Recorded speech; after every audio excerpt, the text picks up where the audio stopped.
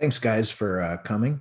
This is kind of exciting for me. I've been looking forward to this for quite a while. I think that, if I'm not mistaken, Logan and I have talked about doing this for quite a while, where we're talking about going through some of the issues and questions regarding the historic book, the Septuagint, as Logan will give you some more detail about before we get started here. But yeah, Logan, as he's working on his master's in Greek and Hebrew, he was running by some information on the book, and I asked him if it would be possible for him to teach this for us so that we could be better informed on the historicity of the book, the authenticity of it, and some of the evidence that shows us that it is an ancient manuscript. So without waiting any further, Mr. Holiday, thank you so much.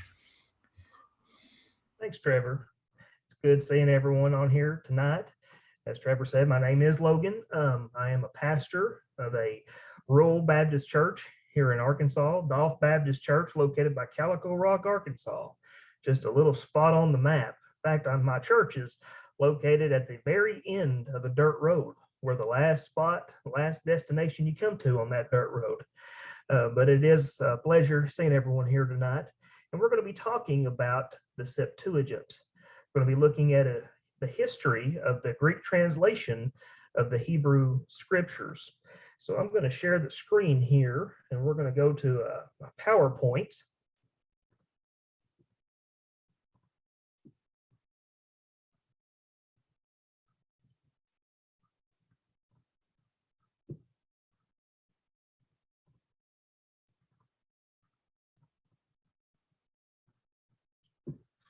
Okay. Can everyone see that okay? Yeah, looks good. Okay. Now, as I'm giving this presentation, it's going to be about 40 minutes. I hope you don't go to sleep on me. Some areas may be pretty dry as we look at this history, but if you have a question, I encourage you to get a pen or a piece of paper and just write that question down. Then at the end of the lesson, I will have a chance to dialogue. You can ask some questions as they come. So let's get started here. So what is the Septuagint? The name Septuagint comes from the Latin, and it means 70. Often you will see the Septuagint abbreviated in Roman numerals with the Roman numerals of LXX, and it means 70. And as we go through our study, you will see why it got this name, or how it got this name. But this is the name, and it is the Greek translation of the Hebrew scriptures, often referred to by Protestants as the Old Testament. Now, why is this study going to be important? Well, it's very important in terms of outreach, especially to the Jewish people, because Orthodox religious Jews, they have a different take when it comes to the Greek translation of the Hebrew scriptures. Some will say that the Septuagint was a Jewish production. It was translated by 72 Jewish translators, but that the early Christians took the Septuagint as their own scriptures, and so it went away from Jewish hands, and they kind of stole it from the Jews, as you might say, and it became a Christian document. Some Orthodox rabbis say that the Septuagint, when it was translated from Hebrew into Greek, it was only translated, only the first 5 books of Moses was translated. So Genesis to Deuteronomy. While other Orthodox rabbis will say that the entire Septuagint, the entire Greek translation, is a Christian product, that Jews were not involved in it at all, that it's simply a product of the early Christian church.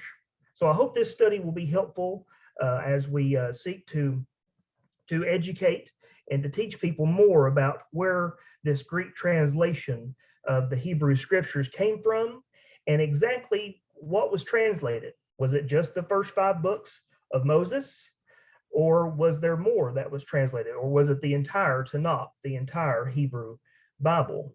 And so that's what we're going to be looking at tonight. So first, I have a question here. It says, why the need for a Greek translation? Well, in order to answer this question properly, we have to go through the history and fasten your seatbelts. We are about to blast through a lot of history here. But we must start with the letter of Aristeas. This is perhaps the most widely known tradition of how we came into the possession of the Greek translation known as the Septuagint. Aristeas was a Hellenistic Jew, and he wrote a letter to his brother Philocrates about the mid-2nd century BC. Aristeas, in his letter, records his purpose for writing it was that he was going to go before the king of Egypt, who was Ptolemy II, and he was going to ask that he free Jewish people who were captive in Egypt. They were slaves. And his sole purpose was to go before the king and ask for their freedom. And according to the letter of Aristeas, the king granted his request. The king gave money to the people who owned Jewish slaves in Egypt as a ransom to redeem the slave, and the slave was set free. So he was successful according to his letter. But while he was in Egypt, he met a man named Demetrius of Phalerum. Now, Demetrius was the president of the king's library. Aristeas records in his letter that the king, King Ptolemy II, had about 200,000 books in his library. But the only book, one of the books that he was wanting, the king was wanting, that he did not have, was the book of the Jews, the law of the Jews, which is the law of Moses.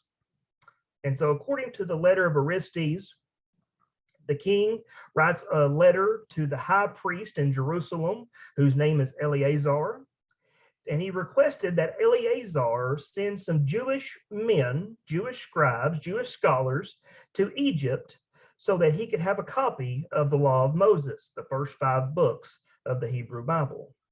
And according to the letter of Aristeas, the high priest granted his request, and he sent 6 elders from each tribe of Israel, and the total number being 72. So that's where the Septuagint gets its name, 70. There was actually 72 elders that came from Israel to Egypt to translate the Hebrew Bible into Greek. Now, Aristeas concludes his letter by saying what was produced at Alexandria, Egypt, what was produced by these Jewish men in Alexandria, Egypt, was only the law of Moses, the first 5 books, and that the translation was so great, so precise, so perfect, that no one should ever try to revise it or alter it in any way. And this is basically the letter of Aristeas. This is easy to find on the internet. There's many copies of it if you wanted to read the entire letter yourself. But let me tell you some of the problems with the letter of Aristeas and why this tradition of the Septuagint, in my opinion, does not hold an accurate view of how we received the Septuagint. Number one is Demetrius of Phalerum, who Aristeas says was the president of the king's library, did not serve during Ptolemy II's reign. He served under the reign of Ptolemy's father, Ptolemy I. So Aristeas inaccurately records when this man was president over the king's library. It wasn't during the reign of Ptolemy II, it was during the reign of Ptolemy I. So there's one major error to the letter. Another thing about the letter is, here we go. My mind's gonna wander here. This jet lag is kicking in. Is that this is the only account of this how we receive the Septuagint. Now, Josephus, let me talk about Josephus just for a moment. Josephus in his Antiquities does quote the letter of Aristeas, word for word. He speaks about it and talks about the Septuagint, and he pretty much verbatim quotes the letter of Aristeas. But outside of this letter, there is no other confirmation that this event, these 72 Jewish men coming from Israel to Egypt, ever occurred. And also the major discrepancy of the president of the king's library, Demetrius, being put in there under the wrong king. And so there are some concerns that this letter may not be genuine. In fact, most scholars have considered the letter of Aristeas to be pseudo, to be not genuine. So let's just say that the letter of Aristeas is a pseudo. Let's say that it's not genuine. Where does that leave us? How did we get the Greek translation of the Hebrew Bible if this letter cannot be trusted? Let's go to Alexander the Great. Alexander the Great reigned from 331 to 323 BC. In 331, he defeated and took over the Persian Empire. They fought their last battle around what is known as Iraq today. And after that battle, Alexander the Great had completely defeated the Persians and Darius III, and he was making his way from where Iraq is to Syria. From Syria, he went down through the land of Israel, and from Israel, he came into the land of Egypt. Now, most of the history about Alexander the Great and his journey to get to Egypt all record that Alexander the Great came through the land of Israel. But there is one person in history that records that he stopped in the land of Israel, and that is the Jewish historian Josephus. Josephus records for us in his Antiquities that Alexander the Great, after he had conquered the Persians, came through the land of Israel, stopped in Jerusalem, paid respects to the high priest at the temple, and then was allowed to offer a sacrifice to the God of Israel. But outside of Josephus, he is the only one that records him ever stopping in the land. Everybody else, all the other history that we have about Alexander the Great, says that he simply passed through and did not stop anywhere. And once he came to the land of Israel, Alexander the Great came into Egypt. And in Egypt, he founded a major city. And that city we know today to be Alexandria, Egypt. Now, this is important to know because Alexander is now the ruler over the Jews. He now controls the land of Israel. And there are many who have falsely attributed to Alexander the Great that he was responsible for Hellenizing the Jewish people. He was responsible for making Jews become Greeks. But that is not so. There is no history that supports that Alexander the Great ever sought to Hellenize the people of Israel, the Jews. In fact, he was very gracious toward the Jewish people. He allowed the Jewish people to continue worship at the temple. He allowed the high priest to continue to have his rule, and they were allowed to govern themselves. So even though Alexander the Great was ruler over the land of Israel, he allowed the Jews to govern themselves under the law of Moses. And so he was really gracious toward them. Now, Alexander the Great did Hellenize some places. He Hellenized modern-day Turkey. He Hellenized Syria, and he Hellenized Egypt, but he left Israel alone, and they governed themselves under the law of Moses by the direction of the high priest. So Alexander the Great had an early death. He had an early death. He died in 323 BC. And when he died, his kingdom shattered. It was divided up into four parts. But we are only going to look at two of those parts tonight as it pertains to our study.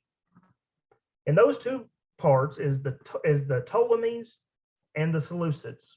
When Alexander the Great died, the kingdom divided, and you had the Ptolemies in the south, and you had the Seleucids in the north. And guess who got stuck in the middle? Israel. Israel's always in the middle, and everybody wants the land. Always. When you read your Hebrew Bible, people's always fighting over the land. Everybody wants the promised land. And nothing changed between the Ptolemies and Seleucids. They fought over the land, and the Ptolemies won.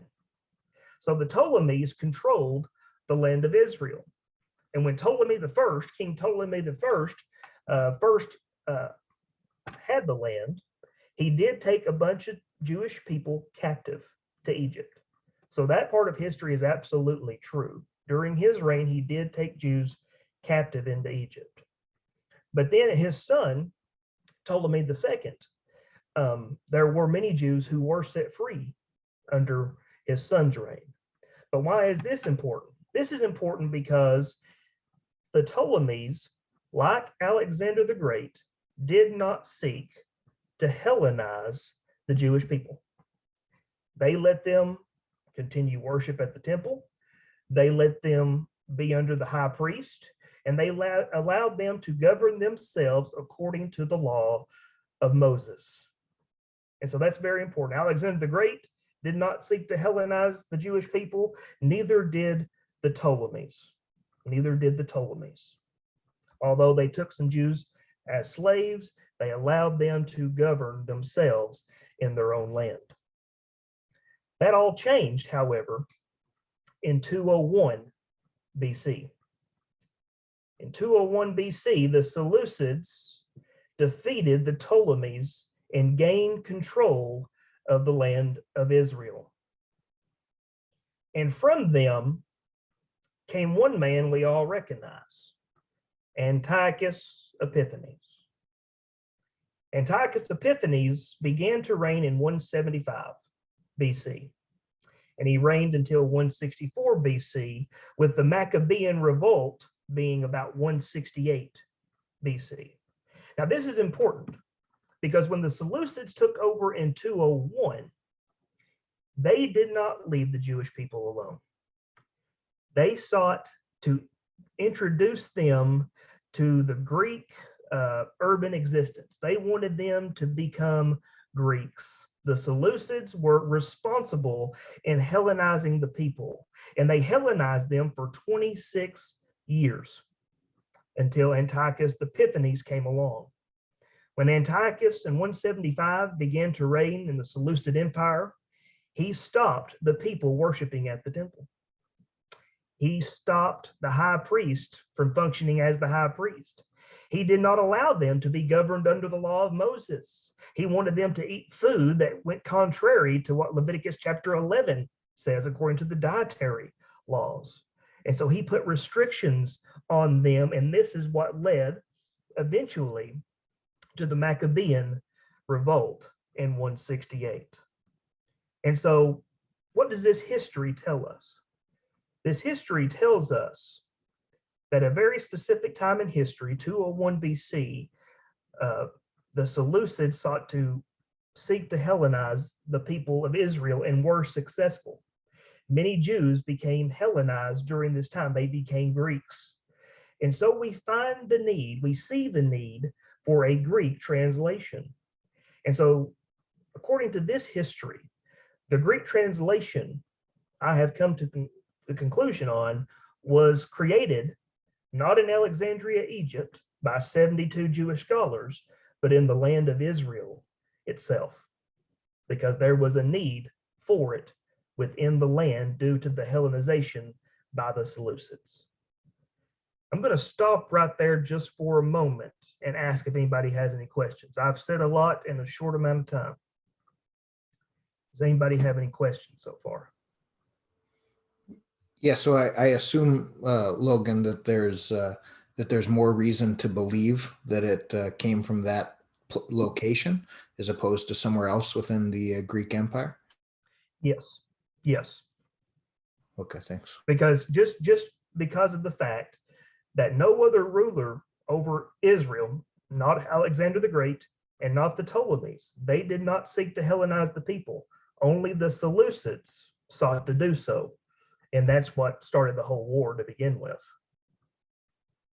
was them trying to make them into Greeks and people rebelling against it. So they would have lost their language, possibly? Many of them, yes. Like I said, from 201 to 175, about 26 years, steadily people were Hellenized. And so there would be a great need for a Greek translation of the Hebrew Bible.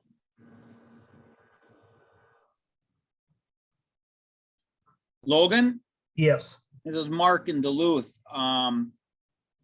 Would you say that the efforts to Hellenize the Jews were, for the most part, proven to be very successful? Yes. I would say so. There were many who did become Greeks. They stopped with the dietary laws. They no longer were under the law of Moses. So many did become very much Greek during this time. Logan, wouldn't it be possible that it was written in Alexandria by the 72 Jewish scholars already in existence, then brought to Israel, to Jerusalem, to help teach the people? That's a good question. According to the letter of Aristeas, this process happened about the mid-2nd century BC. If what I've just said is correct, the Jews were not Hellenized until closer to the 1st century BC. And so there would have been no need for the Greek translation prior to that. But wasn't the basic commerce that was going on, the trading, was Greek orientated? It's kind of like it is today. United States English, US English is spoken as the language of business. Couldn't that possibly be the same thing back then? Greek was the language that was used? In Egypt it was, but not in the land of Israel. Greek did not become part of the language in the land of Israel until the Seleucid Empire.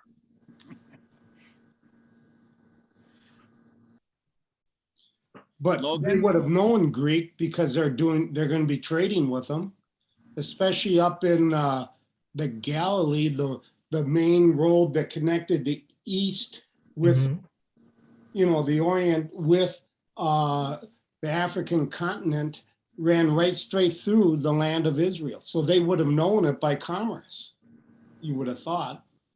Yes, I would say that would be correct. And I would say that many of them that knew it by commerce would have been also educated. I know a lot of the rabbis, a lot of the teachers in the land of Israel knew Hebrew as well as Greek. Josephus, who was a Pharisee, also could read and write in Greek. So there were some who did know the language, but I'm talking about the populace itself. I'm talking about from the educated to the non-educated. So the non-educated probably did not know Greek and could not read it until the Seleucids Hellenized them during that time. And therefore there was a great need, if you were going to reach people with the Hebrew Bible, for a Greek translation. Hey, Logan. Mm-hmm. I was thinking about what I find so very curious is just last week I was sharing with some of the young guys at church about this topic, and you're just blowing everything I taught them away, but I'm okay with it. Okay.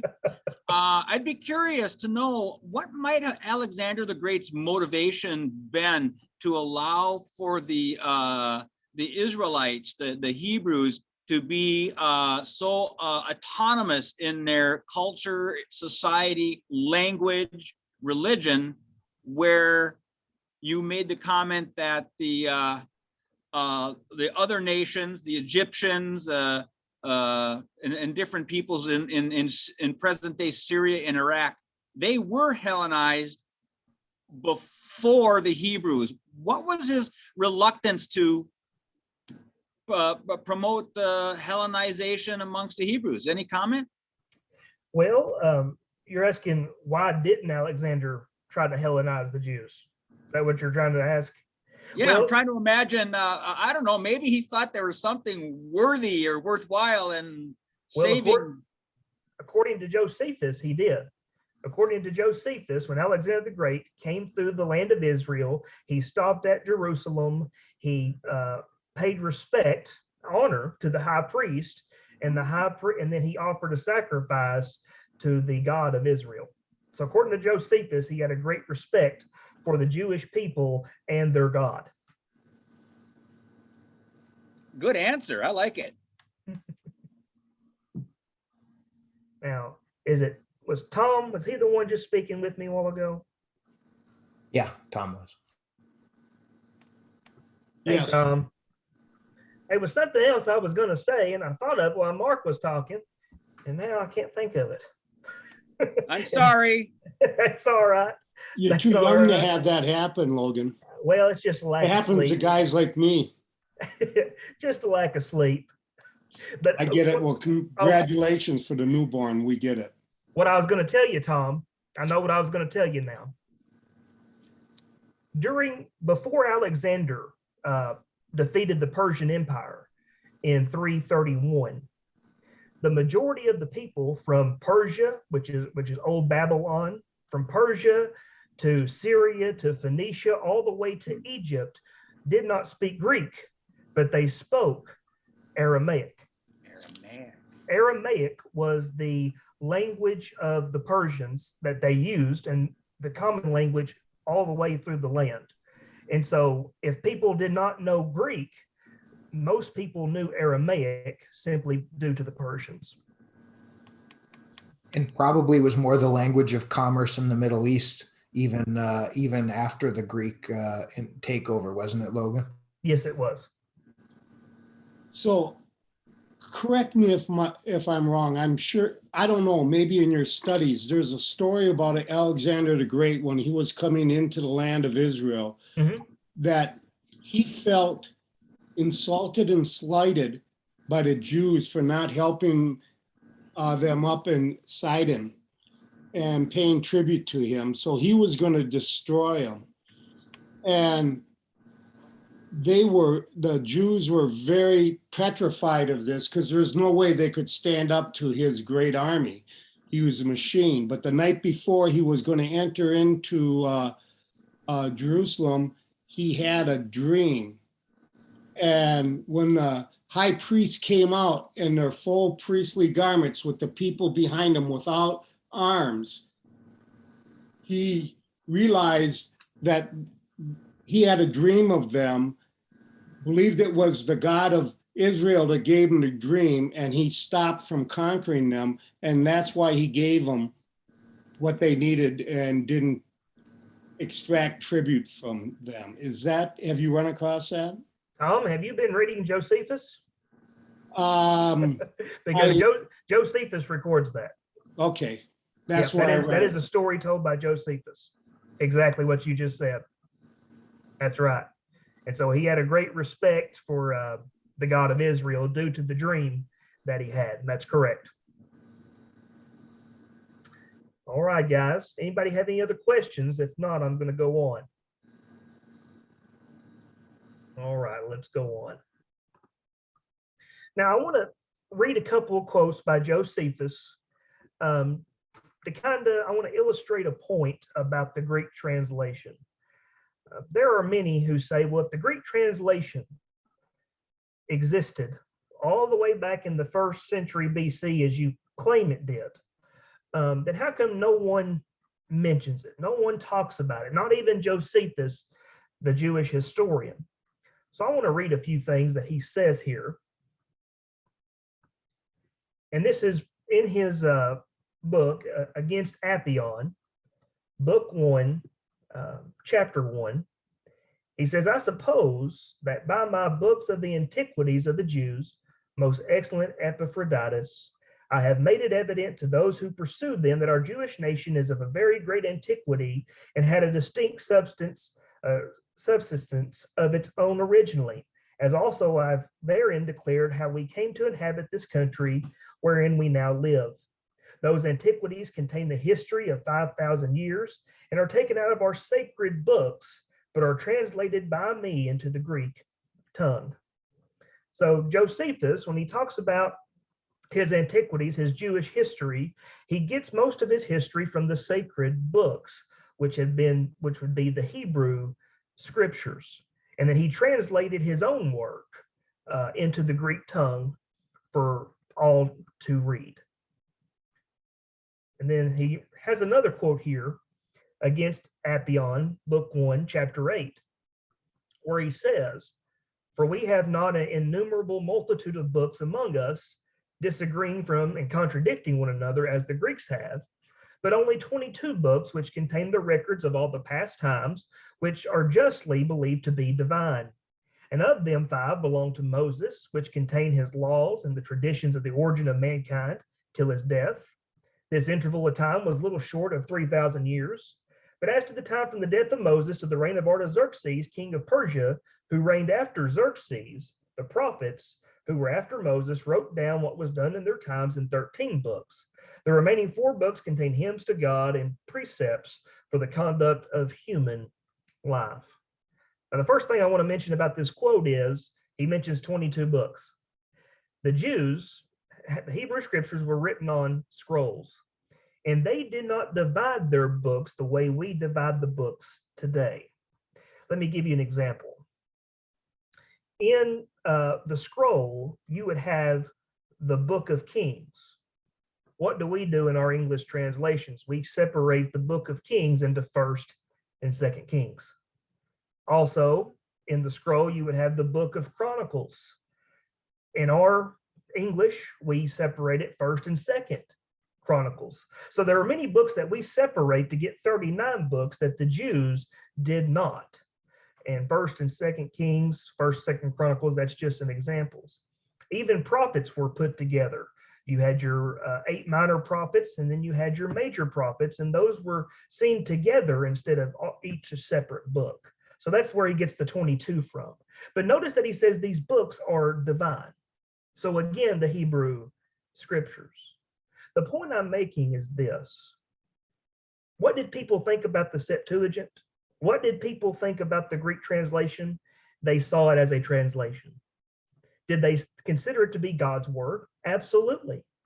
But they seen what was sacred and divine was that which was written in the original language. When it was first received and it was first written down, it was written in Hebrew and Aramaic. And those are what's considered to be divine or sacred. And they would consider the Septuagint still to be the word of God, but it was simply a translation, just like our English Bibles are translations. If we have questions about our English Bible, where do we go? We go back to the Hebrew, the Aramaic, and the Greek. So I just wanted to make that point. The reason Josephus doesn't mention the Greek translation because it's a Greek translation.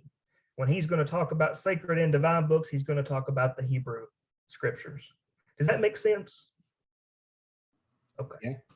Just wanted to make that point.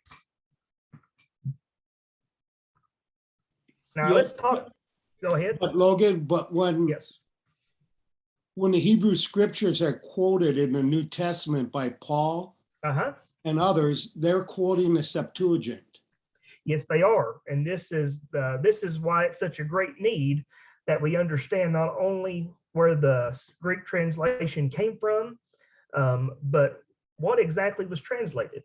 Was it simply just the first 5 books of Moses and the rest were simply a Christian doing? Did the Christians finish the book? Or was the entire Tanakh, the Hebrew scriptures, translated at this time as well? So this is going to bring us to something here. This is going to bring us to talk about the Dead Sea Scrolls. Okay, we're going to talk about the Dead Sea Scrolls. The Dead Sea Scrolls were discovered between the years of 1947 to 1952. We found the great Isaiah scroll in the caves of Qumran.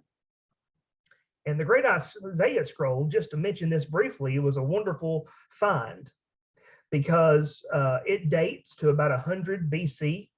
so the 1st century BC. And the second oldest scroll that we have of Isaiah is 1,000 years after that. So we took this early Isaiah scroll and compared it to the 1,000-year later copy, and they read almost identical. And so that showed and proved that not everything gets lost in over the years, that people are faithful when they translate or when they copy the scriptures. But also during this time, in about 1952, at Nahal Hever in the Judean desert, in a cave called the Cave of Horrors, they found some more interesting things. Now, the reason they called this cave the Cave of Horrors is because they found dead bodies in it. They found skeletons. And these skeletons were from the Bar Kokhba Revolt in the 2nd century AD. But they also discovered Greek manuscripts of the Tanakh. They found Greek manuscripts of the Tanakh. In fact, the minor prophets, Zechariah and Nahum, they found some manuscripts of. And it was originally thought at that time, when they dated these Greek manuscripts, that they dated to the Bar Kokhba Revolt, so around the 2nd century AD. But further evidence has come to light, and that evidence came to light on March 16th, 2021, when more Greek manuscripts were discovered in Nahal Hever in the Cave of Horrors. They found more manuscripts, and the manuscripts they found, now get this, the manuscripts they found in March 16, 2021 matched the manuscripts they found in 1952, and they completed them. So they found fragments each time, but the fragments matched together. Now, I think that's pretty cool. So the fragments that they found in 2021, this year, was also Zechariah and Nahum, and they completed the manuscripts that they previously found in 1952. And guess what? There's more better news. The best news is that a lady by the name of Sydney White Crawford of the University of Nebraska, she dates these manuscripts based on the handwriting to the 1st century BC. Okay. Originally, they were thought to have dated to the 2nd century AD, but the handwriting seems to suggest that it's actually from the 1st century BC. And this is how you date manuscripts.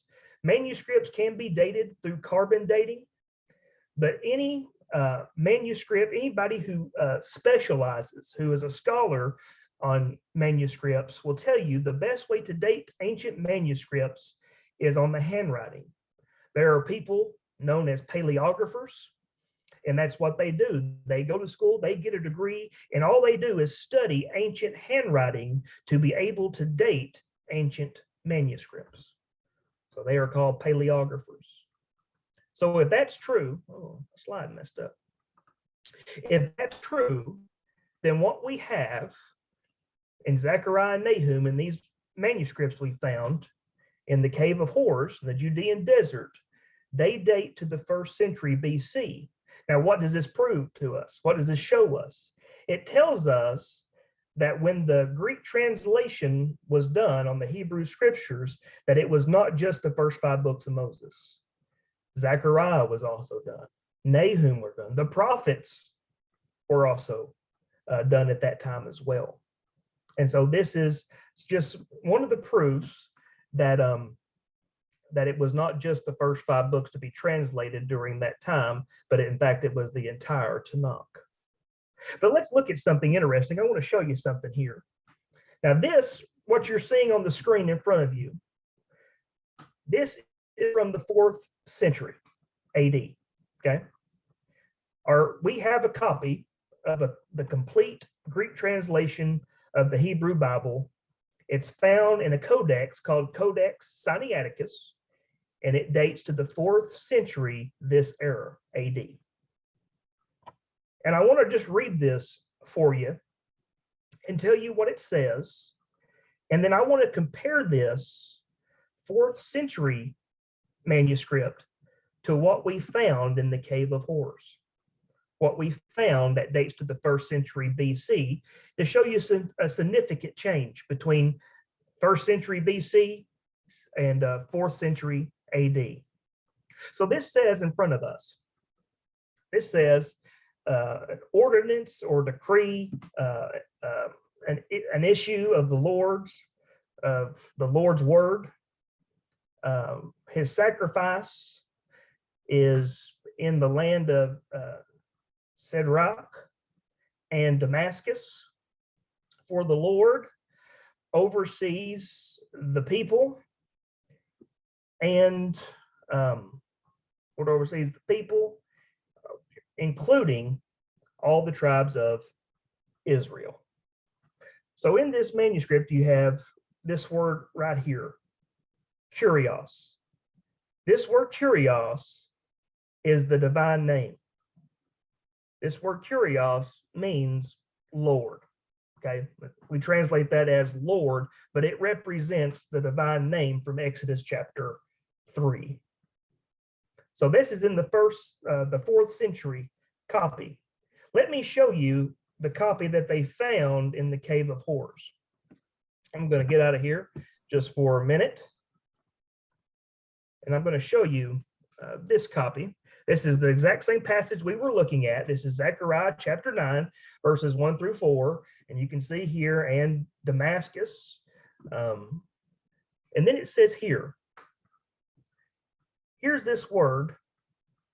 What do you notice different about this from the rest of the words around it?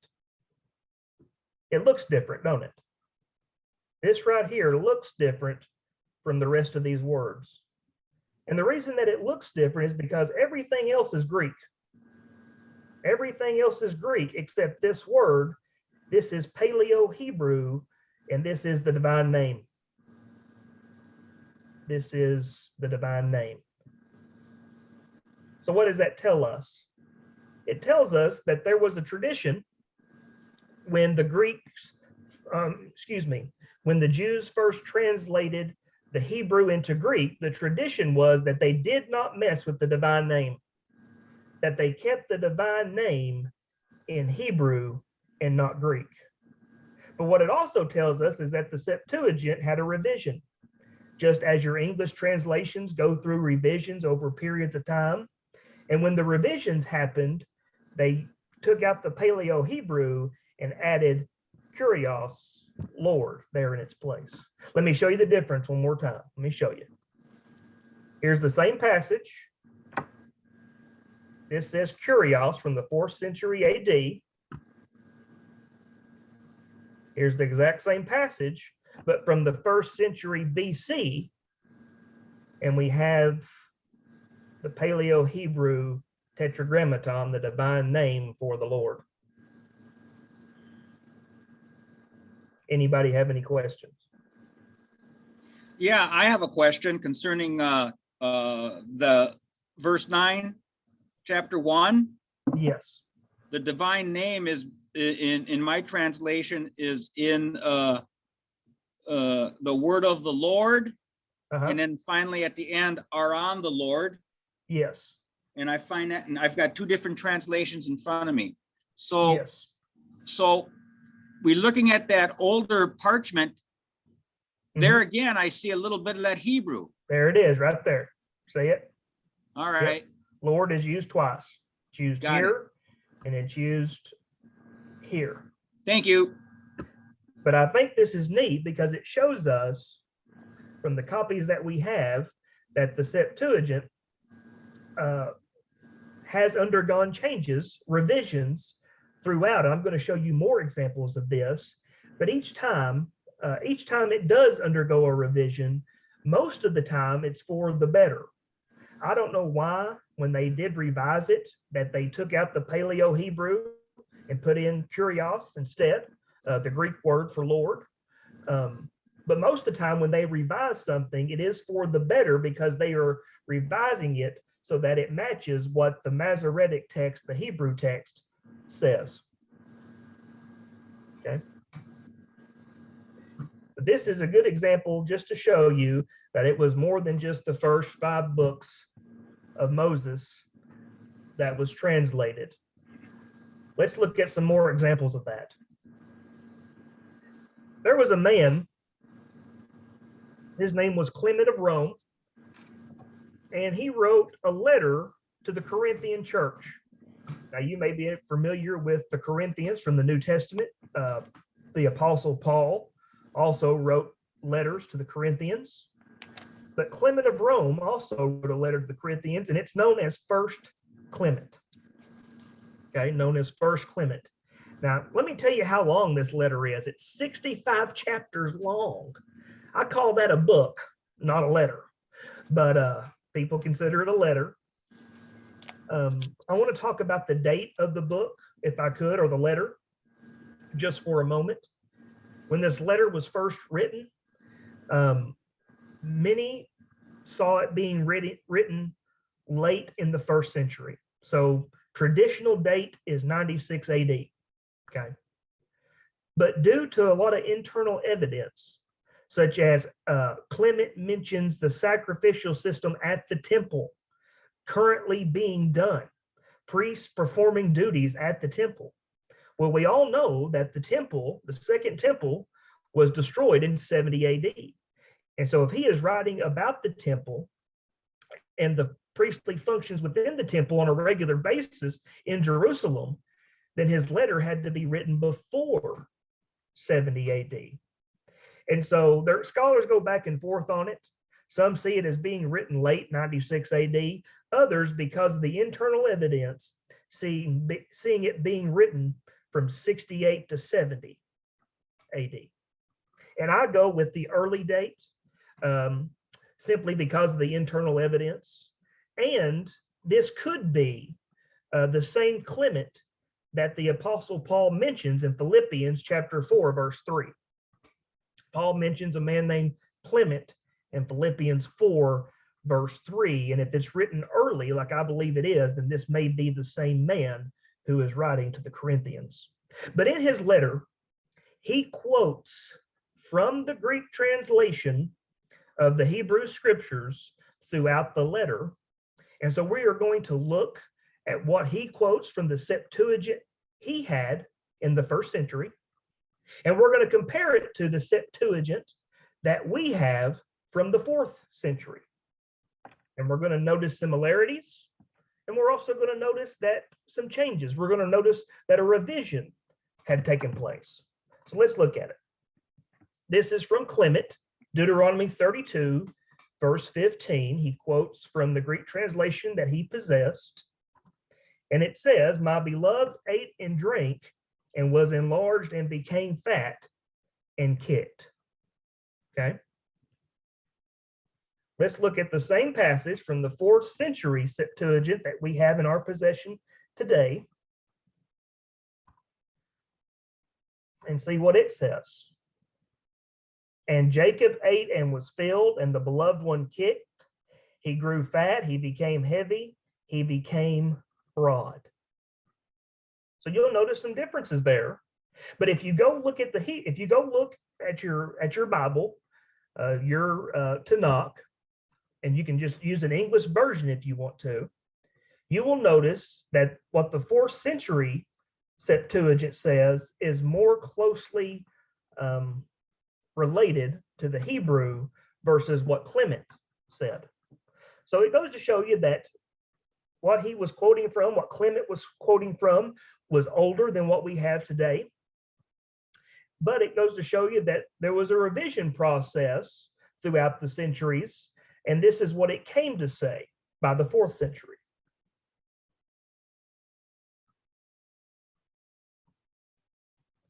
Anybody have any questions so far?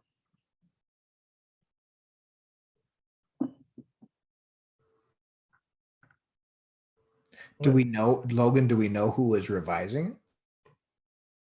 Do we know who was revising it? Yeah. Well, Jews. If so far what I've said is accurate, it was produced in the land of Israel due to the need for it because of the Hellenization by the Seleucid Empire. So it had to been translated by Jewish scholars in the land. And then this is from the 1st century, this quote is, and who is in possession of the gospel message at this time and who is responsible for taking it to the Gentiles? Jews. And so more than likely the revisions early on were all done by Jewish people. And this is the Torah, this is Deuteronomy.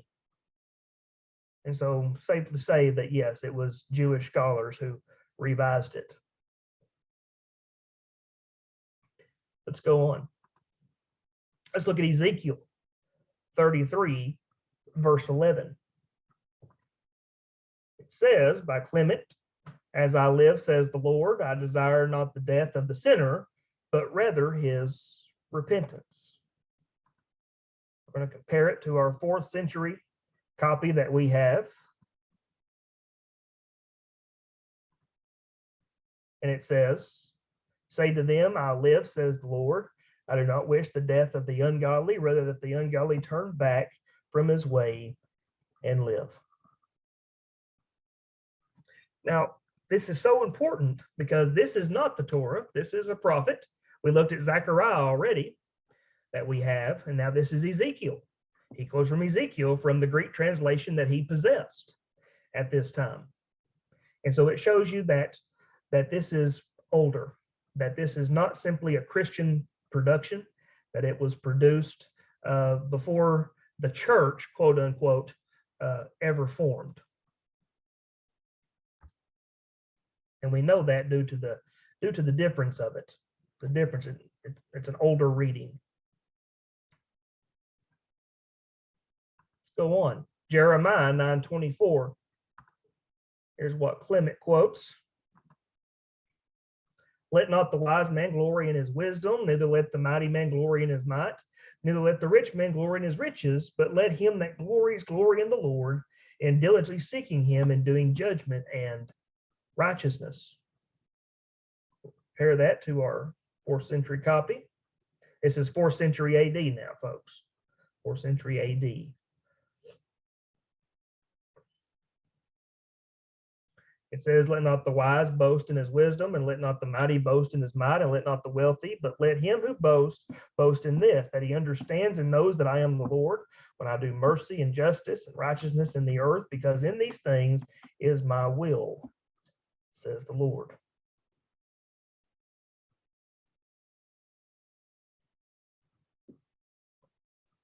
So we got another one, Proverbs 2:21 through 22. Here's what Clement quotes. The kind-hearted shall inhabit the land, and the guiltless shall be left upon it, but the transgressor shall be destroyed from off the face of it. And then we'll look at 4th century copy. It says the kind will be inhabitants of the earth, and the innocent will be left in it, because the upright will encamp on the earth, and the holy will be left in it. The ways of the ungodly will perish from the earth, and the transgressors will be banished from it. And almost always, when you see these quotes, almost always the 4th century one that we possess today, that we have in our possession, it's always a little longer. It's always a little longer than what Clement quotes from the Greek translation that he possessed at the time. How about Job 14:4 through 5? No man is free from defilement, even if his life be but of one day. In our 4th century copy, for who can be pure from filth? No one. Even if his life on earth be but one day, and his months be counted out to him, you have set a time, and he shall not go beyond it.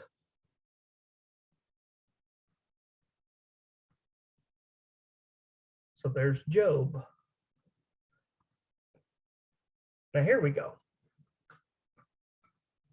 So I think Clement shows us what we have in his letter to the Corinthians, shows us that the Septuagint, that he possessed it during the 1st century, that he had it, and what he had was an old copy. He had probably one of the first translations of the Hebrew into Greek due to the differences. And it was more than just the first 5 books. We read Ezekiel and Job and Jeremiah. It was the entire Tanakh that was translated when it was translated. But let's look at the words of Jesus. If someone has a Bible, I want you to just any Bible will work. I want you to go to this passage. Jesus, go to Proverbs if you would. Just go to Proverbs and stay there. I want you to look this up and I want you to read it to me, because what you'll read to me is the Masoretic text. I want to see what it says. Jesus knew the Septuagint. It wasn't just the disciples of Jesus that knew the Septuagint. Jesus himself knew the Greek translation of the Hebrew scriptures. He could read Hebrew. He read from the scroll of Isaiah in the synagogue at Capernaum. But he also knew the Greek translation, because in Matthew 21, verse 16, it says, "And Jesus said to them, Yes, have you never read, out of the mouth of babes and nursing infants, you have perfected praise?" Someone read me Psalm 8:2. Out of the mouth of babes and nursing infants, you have ordained strength. Okay. The Masoretic, the Hebrew text says, you have ordained strength. But Jesus says, you have perfected praise. Where did Jesus get that from? Well, let's look at something here. This is from the Septuagint, the Greek translation. And it says, out of the mouths of nursing infants, you create praise for yourself.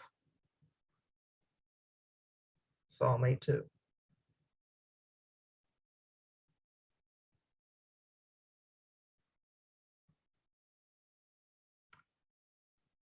The Septuagint was not a Christian production. It was a Jewish production. There was a great need for there to be a Greek translation of the Hebrew Bible, the entirety, the whole thing, due to the Seleucid Empire and their influence for 26 years over the people of Israel in the land. And Jesus knew it, quoted from it, and also Clement of Rome knew it and quoted from it extensively. Any questions? So is the transition in translation over time give indication that it was kind of a work in progress? Is that the Absolutely. Just like you pick any English translation, Geneva Bible, King James. Well, people don't like to believe that, but even the King James underwent revisions. Any translation undergoes revisions by a revision team. I don't care what translation it is, whether it's Russian or whatever it might be. And they always go back over their initial revision to see how well they did. And then they make changes as they go through it when they study the Hebrew, Aramaic, and Greek. And so this shows us that there was revisions throughout time, showing that it was a work in process, that they initially did it, and then they went back and they looked at it again, and then they made revisions, and then they went back and looked at it again and made some more revisions. And so it was a work in progress, but when it was first translated, it was the entire Tanakh. It was not simply the first 5 books, as First Clement well establishes, and as Jesus established that he knew it. In James 4:6, it said, God opposes the proud, but gives grace to the humble. And they're taking that from Proverbs 3:34. In the Hebrew, it says, though he scoffs at scoffers, yet he gives grace to the needy. But if you look at the Septuagint, Mhm. It's exactly the same. The Lord resists the arrogant, but he gives grace to the humble. Right. Yep, absolutely. And the same thing in Peter. Yep. So Logan, in your estimation, in the New Testament, would they have been possibly quoting out of the Masoretic text, but when it was translated into Greek, that when the letters were written in Greek, that then they just copied those quotes straight from the Septuagint translation? That's a good question. I believe, this is my personal opinion here, but I believe although the disciples knew Hebrew, they went to synagogue school just like any other Jewish boys would do. When they were writing their gospel and when they were quoting, I believe they were using the Septuagint on purpose because majority of Gentile and a good majority of Jews both could understand it. So I think it was their primary source. I think it was Paul's primary source. I think it was Peter. I think the Septuagint was their primary source when they were quoting. Logan? Yes. Hi, this is Mark. I wanted you to, I was trying to take some notes about the Cave of Whores. Yes.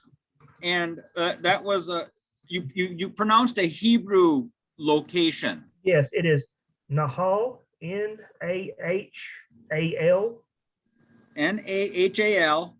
Hever, Hever. It's located in the Judean desert. Thank you.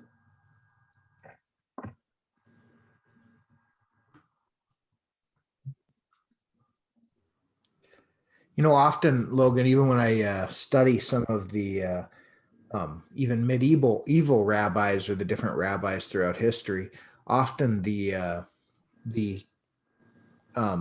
Christians at the time, if they wanted to learn Hebrew, would go study with the rabbis.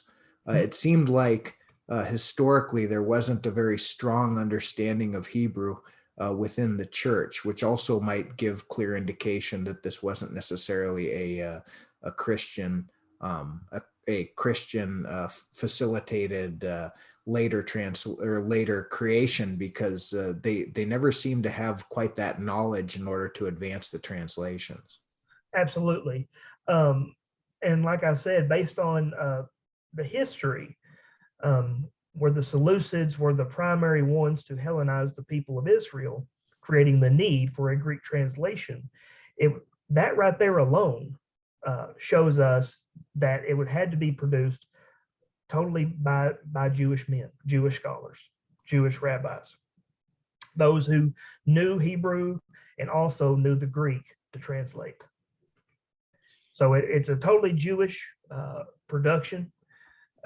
And my biggest point, what I wanted to set out to demonstrate, and I think I've done, is to demonstrate that it was not simply Genesis through Deuteronomy.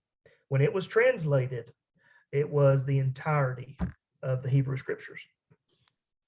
The oldest copy of the Hebrew scriptures really is the Septuagint, isn't it? But they must have copied it from the Hebrew scriptures that we don't have, if I'm not mistaken. Is that correct? That would be correct. They would have been using manuscripts. And I'll give you an example. There are a lot of Hebrew ancient manuscripts that we do not possess today, although I wish we had them. But there was a man named Onkelos. He lived in the 1st century, and he took the first 5 books of Moses and translated them into Aramaic. And there are many places in the Onkelos text that the Aramaic reading is different than the Masoretic text. But it shows you that Onkelos, what the Hebrew manuscripts he was using to translate into Aramaic, were older than what the Masoretes used. So yes, you would be correct. Some of the readings that the Septuagint gives that are different could be due to the fact they are using Hebrew manuscripts that we do not possess today. That's correct.